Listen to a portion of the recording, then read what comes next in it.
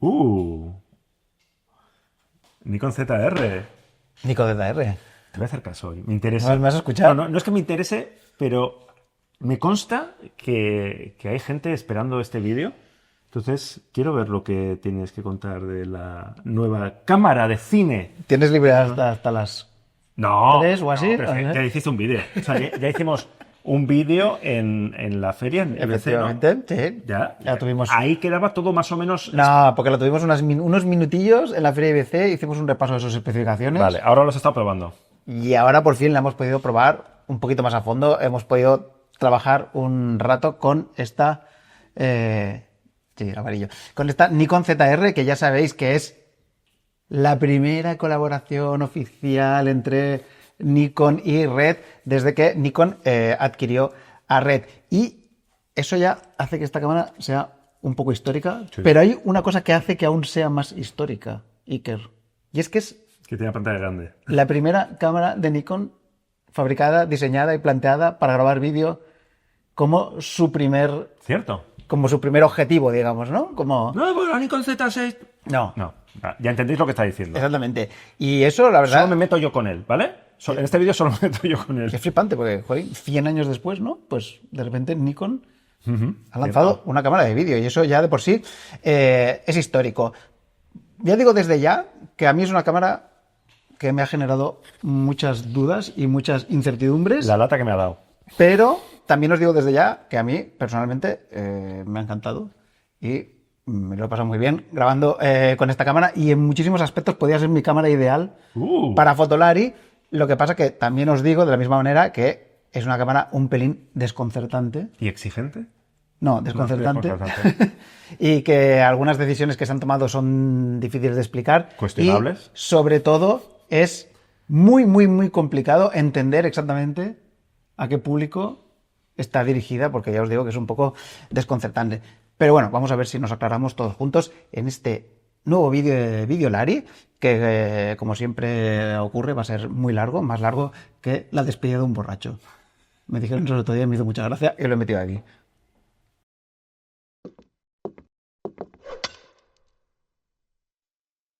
Aunque ya os hablamos un poco en la primera toma de contacto del diseño, hay que volver a hablar del diseño sí o sí, porque no deja de ser uno de los aspectos más característicos de esta cámara. La cámara se engloba de alguna manera en lo que sería esa nueva modalidad de cámara de vídeo pequeña con funciones avanzadas y sin visor que se inventó un día Sony con la FX3 y que desde aquel entonces parece que... Pequeña, claro, pequeña para el concepto de vídeo de cine. Bueno, pero incluso como cámara de fotos es una cámara Ya, no, pequeñita. No es grande, Lo que pero es pasa bastante tocho, ¿eh?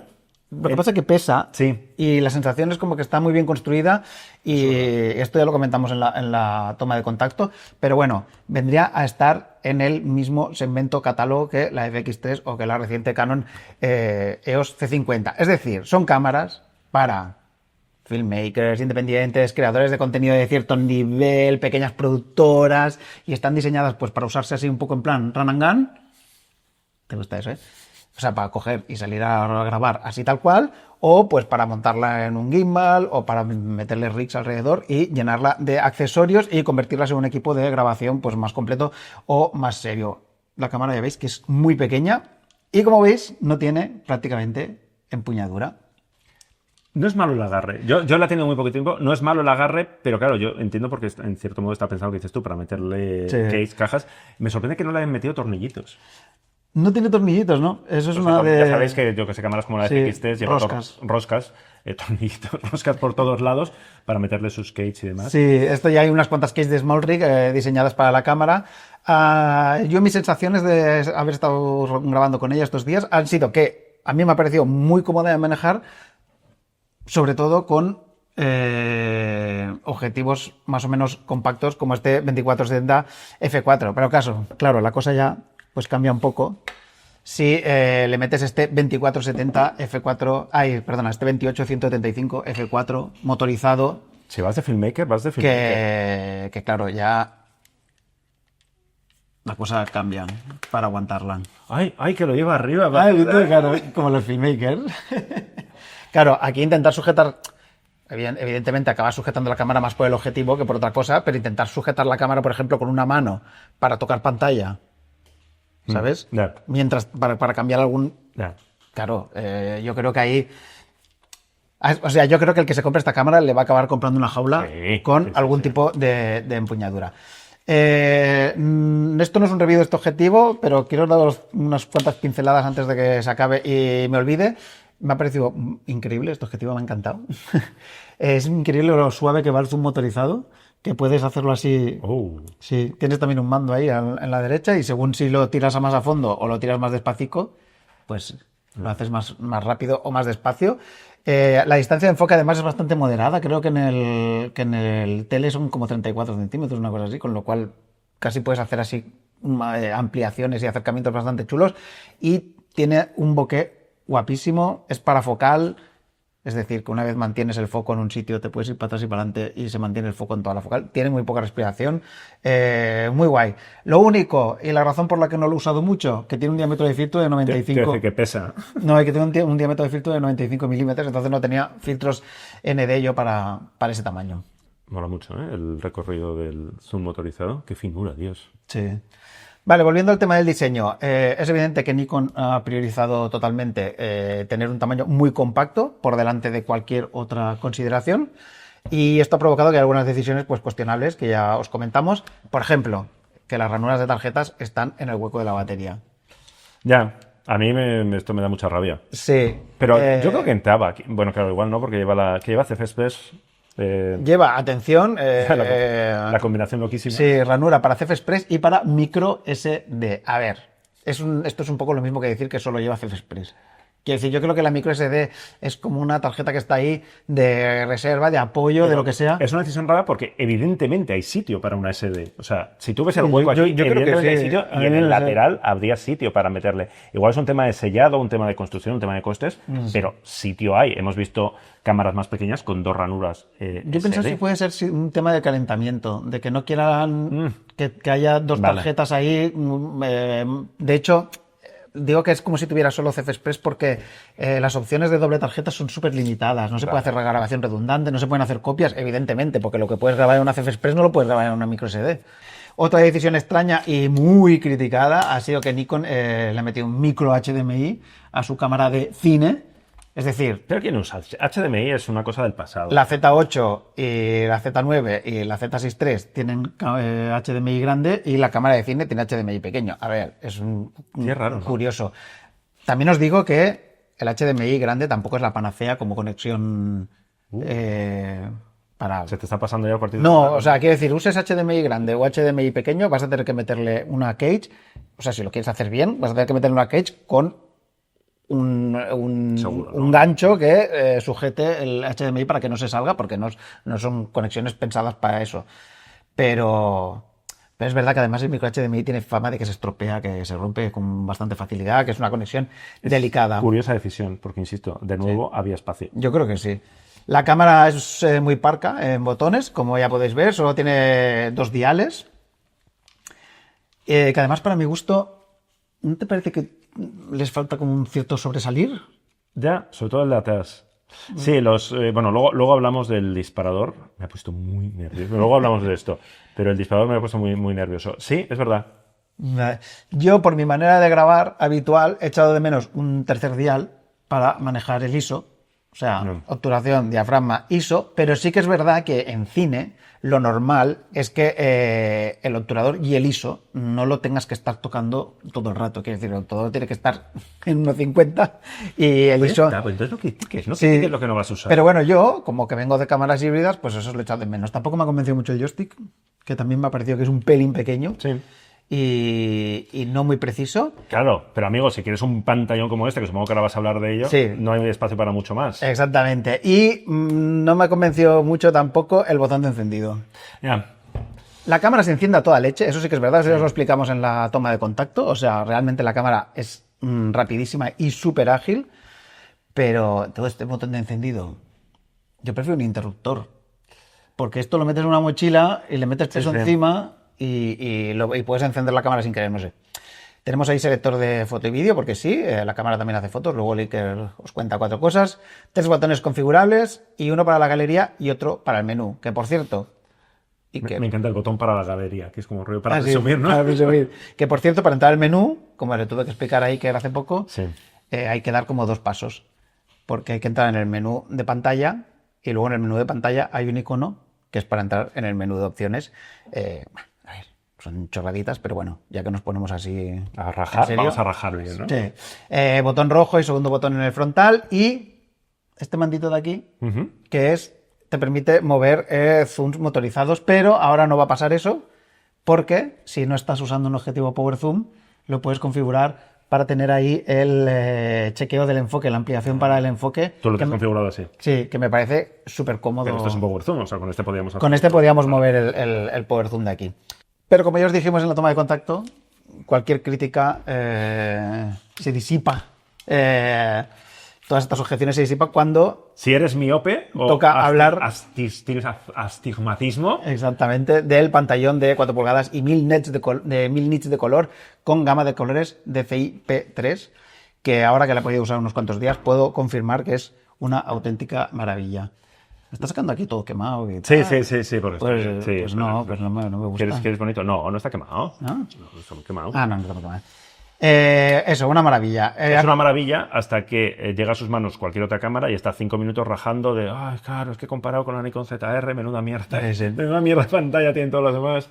Realmente ha conseguido que por primera vez no eche de menos el visor. O sea, me ha pasado con esta cámara y con las Blackmagic, que ya sabéis que yo siempre prefiero tener visor, porque a mí me mola mirar por el visor. Y también ha conseguido otra cosa, que ahora voy a parecer un señor muy mayor. Enfocar. No, ha conseguido que por primera vez me sienta cómodo manejando una cámara a través de la pantalla táctil. Porque yo la verdad es que rehuyo pantalla táctil. De hecho, es muy de tocar las cosas en la pantalla táctil y me pongo súper nervioso porque me parece que está todo ahí súper pequeño, que no hay precisión de ningún tipo. Es verdad, pero en los menús he visto que más allá de la cosa esta rara de esconder el menú detrás de un submenú, el sistema de táctil de activar, desactivar es el mismo que de las Nikon Z, que me parece súper Los menús en fácil. pantalla son súper guays porque es que lo tienes todo súper a mano. Vienes aquí y puedes subir desde aquí el brillo de la pantalla. Jolín, cómo mola, ¿no? Ay, lo he bajado mucho. Para que se vea. No, la típica cosa como el brillo de la pantalla, que es una típica cosa que está como Sí. súper hundida en los menús siempre. Sí, sí. Y dices, joder, es una cosa que a mí me mola tener ahí a mano. Son súper configurables. Tienes aquí toda la configuración de la pantalla, estoy viendo Exactamente. el picking, las cuadrículas. Todas eso, ¿O el no? picking, las cuadrículas, el waveform, las ayudas al ¿El qué? el monitor de forma de onda, las ayudas a la grabación en log, todo súper a mano para activar, desactivar cuando quieras. Además, todo eso es súper configurable. Y oye, me ha Ayuda gustado mucho mucho. tener esta superficie donde puedes darle. Tienes botones táctiles grandes Sí. y como usar.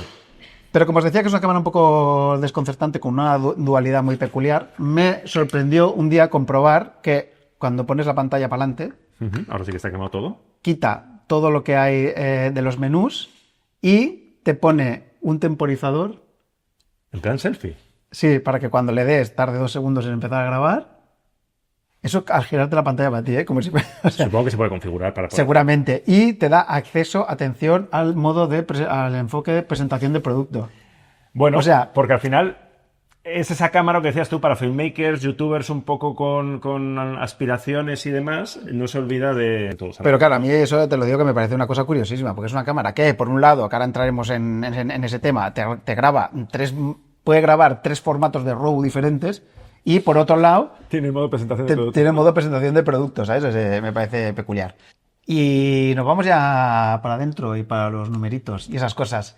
Iker, ¿tú querías grabar en RAW? No, tú no. Pero la gente quería grabar en RAW, pues viene Nikon y te dice, ¿tú quieres RAW? ¿Quieres RAW? Pues toma. 3 RAWs. Ahora vas a ver, ¿no? 3 RAWs. Te da 3 RAWs porque, o sea, hace mucho tiempo, no mucho tiempo, que una cámara como esta fuera capaz de grabar en RAW internamente era algo bastante sorprendente. De hecho, la cámara que de alguna manera inauguró esta gama, la Sony FX3, no puede grabar RAW internamente. Toma.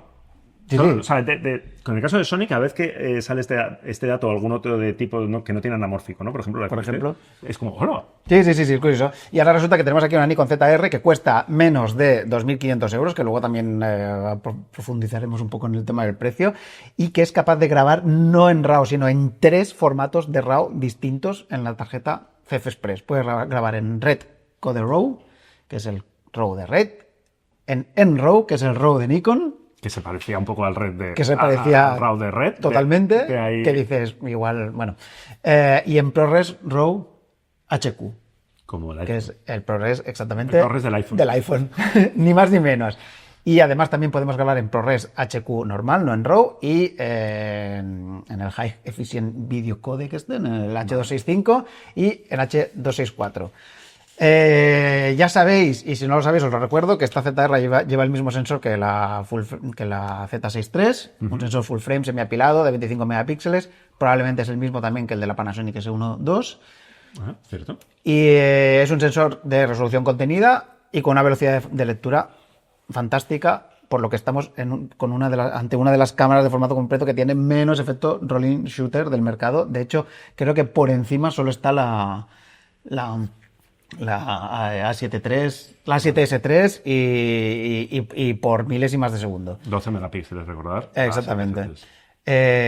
La Z6 III ya grababa en N-RAW y ya grababa en ProRes RAW HQ internamente. Así que vamos a pasar de esto un poco, porque ya lo teníamos en la Z6 III, y para hablar de la... Hiciste un vídeo, ¿no? De hecho, hablando Hice un de vídeo. la 6 test, que lo ponemos por ahí. Exactamente, para hablar de la gran novedad, que es esa posibilidad de grabar en el RAW. Que es lo que te vuela la cabeza Red. y lo cambia todo.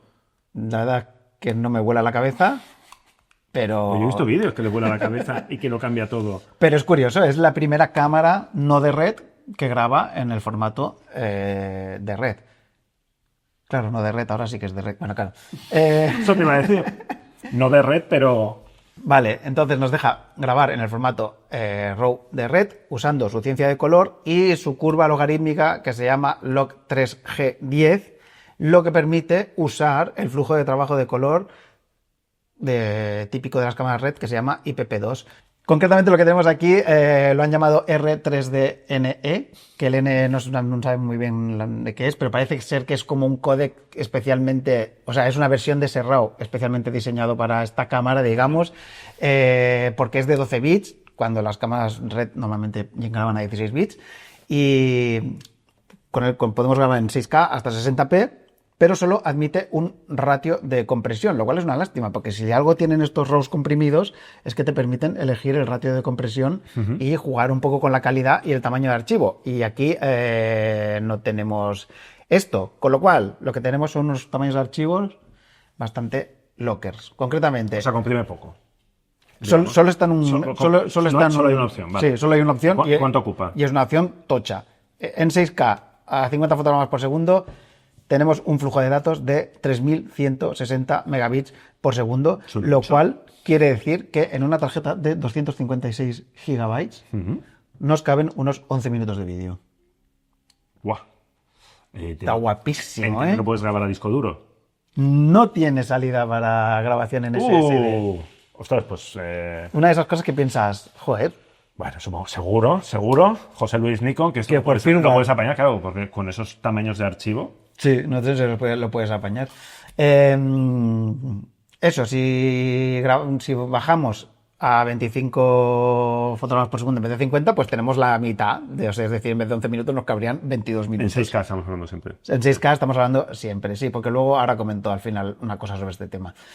Vale, así un poco rápido, sin liarme mucho, ¿cuál ha sido mi experiencia con este RAW de red? Pues cuando me llegó la cámara, estos archivos no se podían abrir ni en Premiere, ni en Final Cut, ni en nada. O sea, solo se podían abrir con una versión beta del propio software de red, que lo abres y te da una bofetada en la cara. O sea, ¿sabes lo que te digo? ¿Dónde vas? Sí.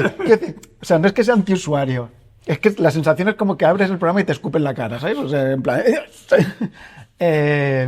o con DaVinci Resolve. Y en ambos casos, sí, en ambos casos requiere una curva de aprendizaje bastante locker, porque hay 1000 flujos de trabajo distintos para llegar a tener una imagen que luego puedas procesar, y según qué flujo haces pierdes unas cosas o pierdes otras. Vale. O sea, estos días también se ha lanzado una beta de Premiere, que ya he estado trabajando ahora últimamente con esto, pero también falla por todos lados, que... Pero en teoría va a haber. O sea, Sí, y esta beta de Premiere a priori se los come muy bien y con muchísimas opciones de ajustes y muy veloz en reproducción, porque al final es que los REDs aparte, o sea, estos RAWs comprimidos, si no si los programas no están optimizados para manejarlos, pues se vuelven, les cuesta un montón, gastan un montón de recursos y tal.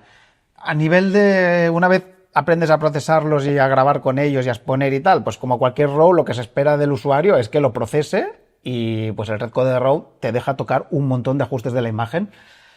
El ISO, el balance de blancos, la exposición, los colores por separado, todos ellos para arriba, para abajo y tal, o sea, es muy bestia. Sí. Y entre ellos una cosa muy interesante que es el famoso Highlight Roll-Off, que esto ya te lo explico alguna vez, Sí, que lo que hace Red, lo que hace es proteger muchísimo las altas luces, empieza a protegerlas muchísimo antes de que puedan estar quemadas y entonces esto permite rescatarlas luego en postproducción y sobre todo permite hacer con ellas que sean muy difusas, es decir, que en vez de tener el típico círculo, eso se ve muy claro tirando al sol, ¿no? Esta es la escena que me enviaste, Sí, ¿no? en vez de tener el típico circulazo del sol ahí, pues lo que hace es que te expande la luz y hace un efecto muy, muy bonito y le da un rollo muy que es de película química, que es lo que hacía la película química, porque la película química nos recorta por arriba, digamos. Cinemático a la par que orgánico. Cinemático a la par que orgánico. Eso sí que pasa que este proceso pues implica normalmente pues perder algún paso en las sombras y de hecho tengo que deciros que la ZR no destaca mucho en rango dinámico ni tampoco grabando en RAW de Red. Pero las luces altas. Sí, sí. Deja súper bonitas. Pero no descarta. Y en las pruebas de expertos, porque no lo digo yo, lo dice la gente que tiene máquinas y cosas para medir estas movidas, se habla entre 10,5 y 12 pasos, que es una cosa muy estándar en esta gama de precios. Quiero decir, no tiene nada especial respecto... O sea, en Photolite por debajo de 15 pasos no queremos absolutamente nada. Sí. Pasa que es verdad que mucha gente en el cine considera que es mejor tener protegidas las altas luces porque las sombras pues siempre las puedes rellenar con luz y tal. También ocurre que las imágenes son ruidosas. Cuando intentamos levantar las sombras o grabamos con poca luz, pues si no están bien expuestas, ya sabéis que el RAW aplica reducción de ruido y por eso en parte pues saca malos resultados entre comillas y en rango dinámico. Y ahora voy a hacer aquí un disclaimer porque bueno, un poco más abajo. 20 minutos después. No, y y el códec de RAW además tiene como mucha fama de que conserva muy bien los colores a ISOs altos. O sea, yo he grabado con esta cámara a 6400 ISO y sin tener mucha idea de cómo quitar ruido en postproducción y tal, me han salido imágenes guays. Es un Find Your Maiden, no os fiéis. Sí, no os fiéis nunca jamás de los pasos de rango dinámico que os dan las marcas, porque lo que hacen es contar todos los pasos que salen en la prueba, incluso los pasos que están totalmente hundidos en lo que se llama el suelo de ruido, que es donde las imágenes ya... Son la mierda. Están metidas en el ruido, entonces esto es lo que hacen todas las marcas, excepto Arri, que es la única que te da los pasos realmente a aprovechar. Entonces, ¿qué pasa? Que Nikon se vino muy arriba y dijo que la cámara daba 15 plus pasos de rango dinámico y las pruebas que han hecho la gente que tiene cosas para medir estas movidas es que lo máximo que han conseguido son 13 pasos grabando con formatos comprimidos que lo que hacen es meter reducción de ruido a tope y tal. ¿Para qué pasa? Que en la reducción de ruido es donde aparecen macrobloques y cosas raras. Y en todo caso, el resumen. A ver, yo lo he entendido bien. Claro, yo lo he entendido bien, pero sigo sin entenderlo. Es decir, es una cámara que exige mucho a la hora de editar, que hay que saber editar. Hay que saber editar y hay que saber exponer y procesar. Y yo, pues francamente, no tengo muy claro que sepa hacerlo. Aún así, ahí estáis viendo algunas tomas que he sacado que a mí me ha parecido que tienen una calidad fantástica y realmente una imagen muy orgánica. Ya lo he dicho. Y cinemática. Y de hecho me ha recordado mucho lo que grabé en su momento con la Komodo. Algunos que estéis viendo ahora estas imágenes os parecerá que son un poco blandas, porque aquí viene la otra cosa interesante. Y perdón por la chapa, pero es que son cosas interesantes. Y es que parece que le falta detalle, porque estamos muy acostumbrados a ver cosas muy nítidas, pero es que la Nikon ZR por fin lleva un OLPF. O sea, un filtro óptico de paso bajo, que es lo que llevan las cámaras de cine tradicionalmente. Bueno, y lo que llevaban las cámaras de foto hace... Exactamente. Y que se quitó porque como queríamos nitidez, pues toma nitidez. Sí, y esto es lo que pasa con las cámaras híbridas que graban vídeo y foto, que como también hacen foto y quieren nitidez en la foto, pues les quitan los filtros de paso bajo y entonces tenemos nitidez en todos lados, pero en vídeo nitidez muchas veces es igual a aliasing y cosas por el estilo y muere. Y esta cámara no tiene eso y la verdad es que tiene todo... las imágenes ahí, un halo de magia. Es lo que se espera, ¿no? De cinematográfica. una cámara de cine, de una cámara de vídeo. Que mola. De este tipo. Y el color también es fantástico y tal. Total. una calidad de imagen increíble, mucha flexibilidad en postproducción, un flujo de trabajo equiparable al que tendrías con otra cámara red, pero tamaños de archivo loquísimos en 6K. Y no se puede grabar en 4K. Claro, yo sigo haciéndome la misma pregunta. O sea, es una cámara que yo sé, me consta, nos consta, porque nos lo han preguntado mucho, va a haber mucho content creator, youtuber, Claro. filmmaker, documental interesado, pero claro, en la opción de realidad, si no sabes lo que te vas a comprar, va a ser, joder, qué cámara más guay, qué color tal, pero lo que me va a exigir luego a la hora de editar. Claro, ¿qué pasa si grabas en red en 4K y te llevas el bitrate a 730 megabits por segundo, que ya vendría a ser una cosa pues más o menos razonable? Pues ojo, que yo lo hice y ¿qué me pasó? Que luego se veían muy mal esos archivos en 4K. ¿Por qué? Porque en RAW no se puede hacer sobremuestreo, entonces no se puede grabar en 4K si no es a base de quitar líneas enteras del sensor. Es decir, no se puede hacer eso que se hace a veces, que se graba en 6K y luego se baja a 4K. Claro, en RAW no vale. Entonces, ¿qué pasa? Que hay una pérdida de nitidez brutal. Pero la cosa cambia si grabamos el RAW en 4K, pero en formato de X. Es decir, recortando en APS-C.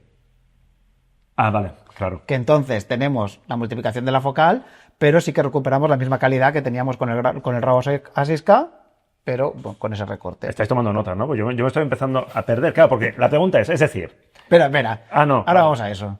Que esta sección mola mucho. Vale.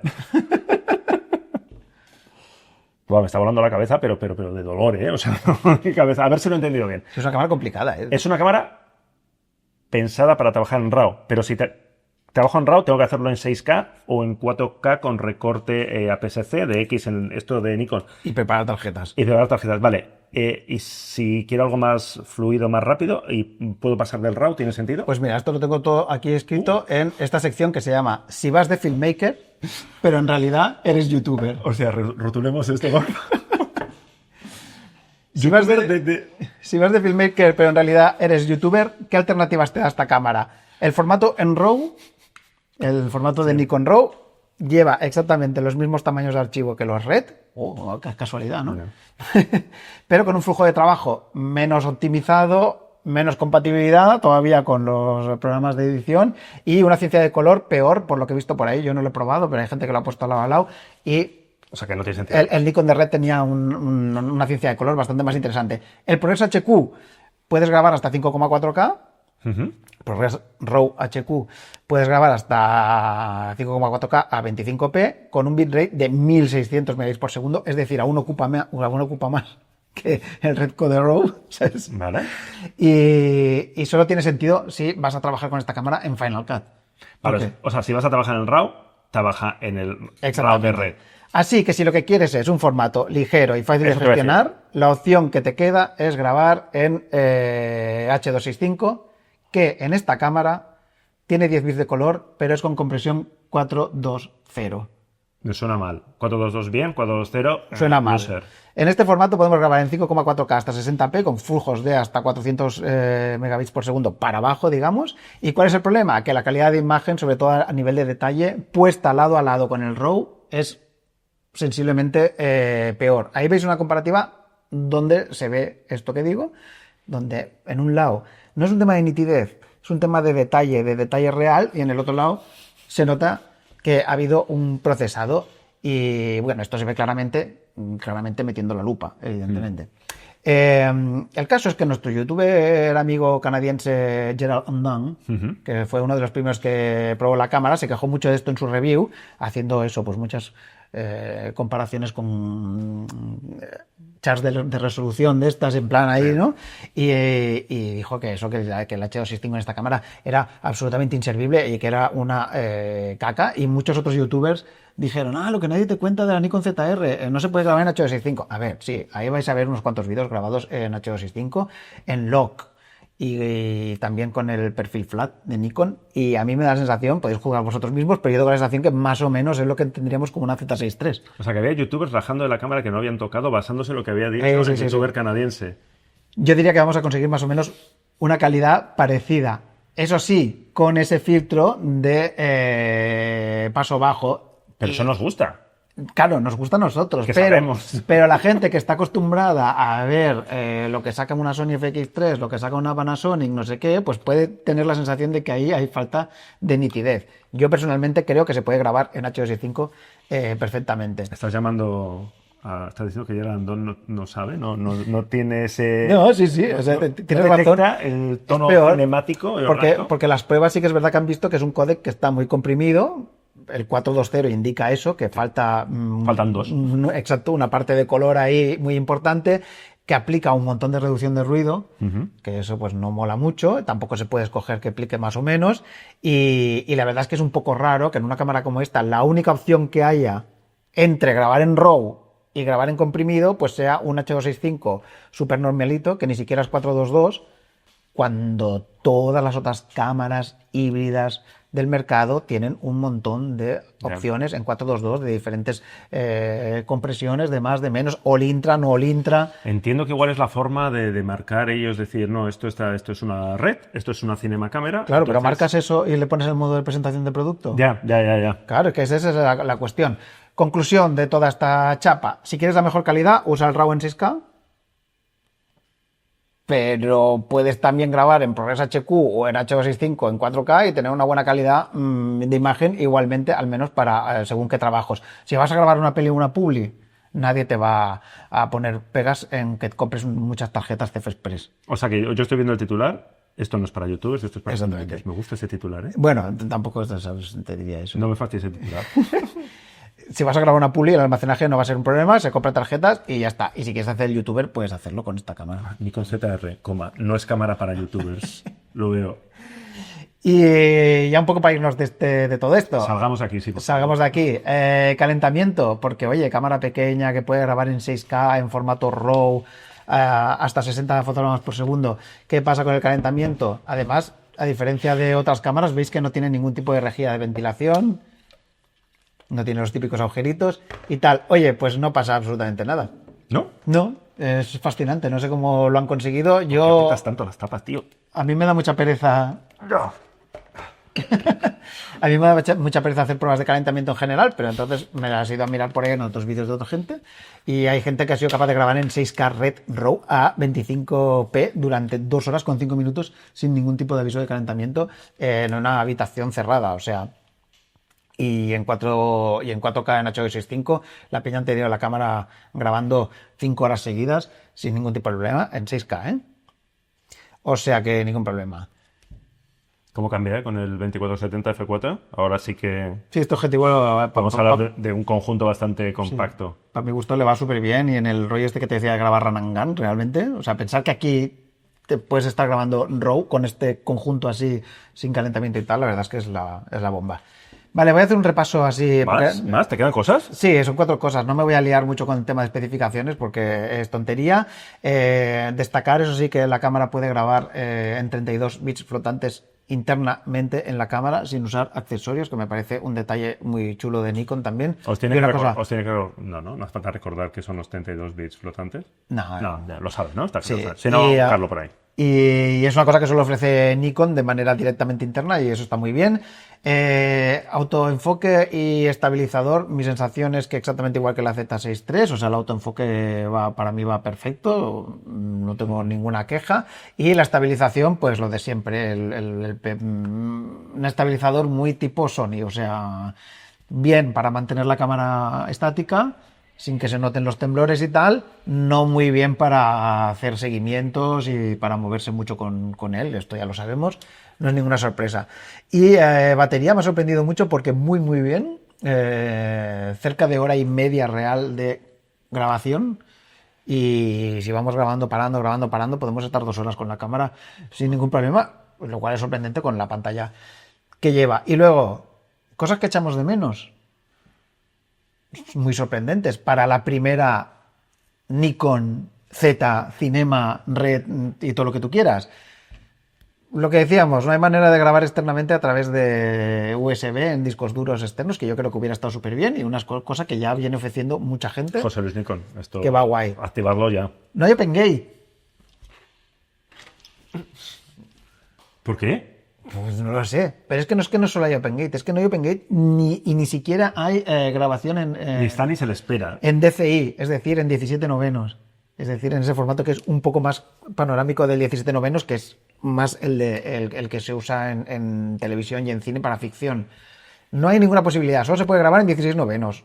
Única proporción de aspecto que da esta cámara. Todo esto, en teoría, son cosas que se pueden meter por firmware. Supongo que Mi sí. pregunta es, no, igual lo pregunto, ¿la red más barata cuál es? La acomodo. ¿Cuánto cuesta?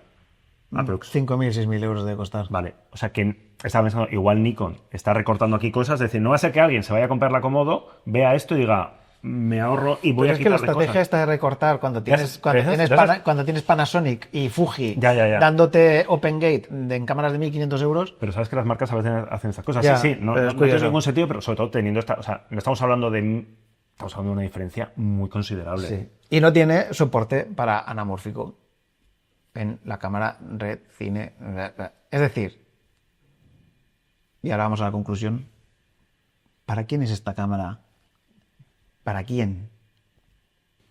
Ay, espera, que en todo este tema de para quién es la cámara, nos queda otro factor a tener en cuenta, que es que la cámara también hace fotos. Y mucha gente nos habéis preguntado qué tal la cámara para hacer fotos, y para eso está nuestro...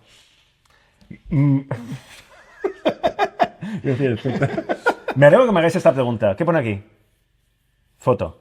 Sí, ya está. Ya está. Se puede. Sirve para hacer fotos. Mira cómo, mira. Estoy haciendo fotos con la pantalla. Claro, pues tiene obturador táctil. ¿Se pueden hacer fotos? Sí. La calidad de imagen.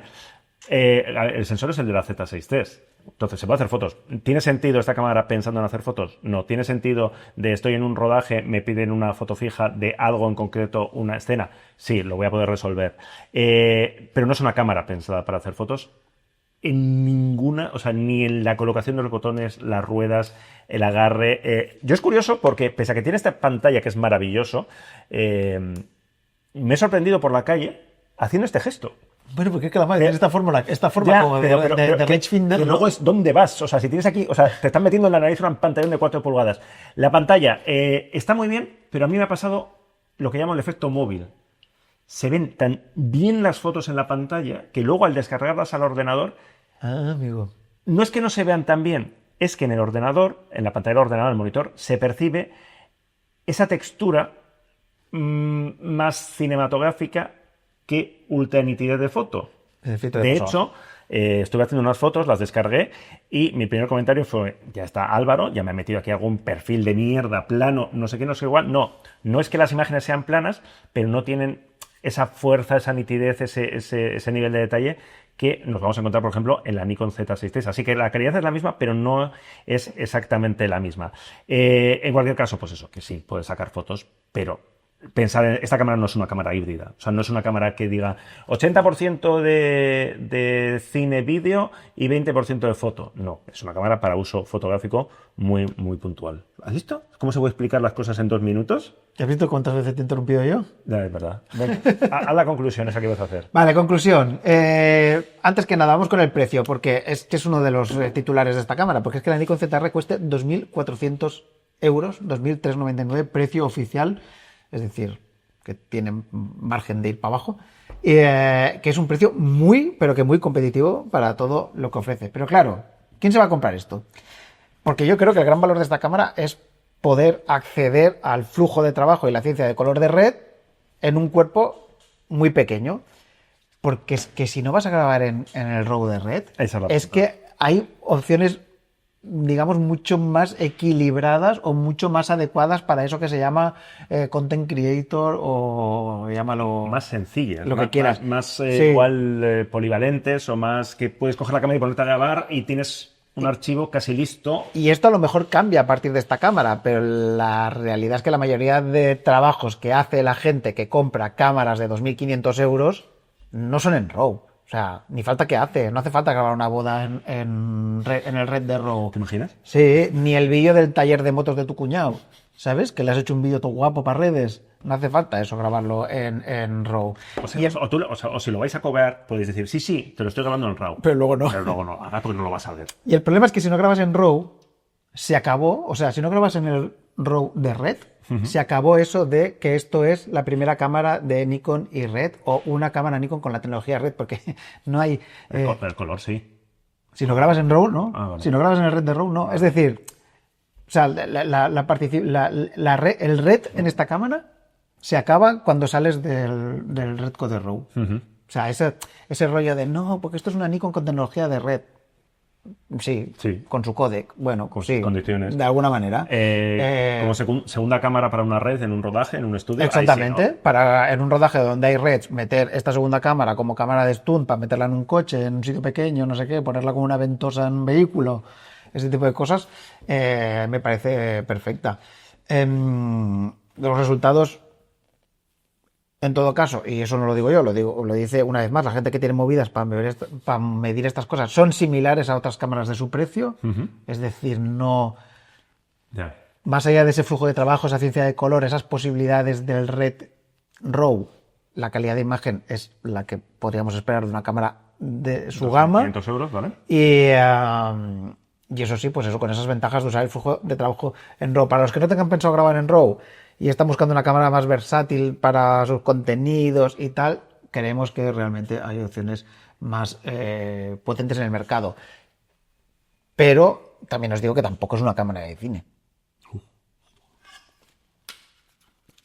Aunque lo ponga ahí. Además ponía Cinema. Mira, Z Cinema. Porque claro, HDMI pequeño, las tarjetas en la tal... Te iba a decir, las Arri Flex que HDMI llevan. Es decir, muy guay poder acceder a ese color de red y todo y a ese flujo de trabajo por este precio tan ajustado. Muy guay el concepto, el diseño, la pantalla y tal, pero ojo, porque no es una cámara...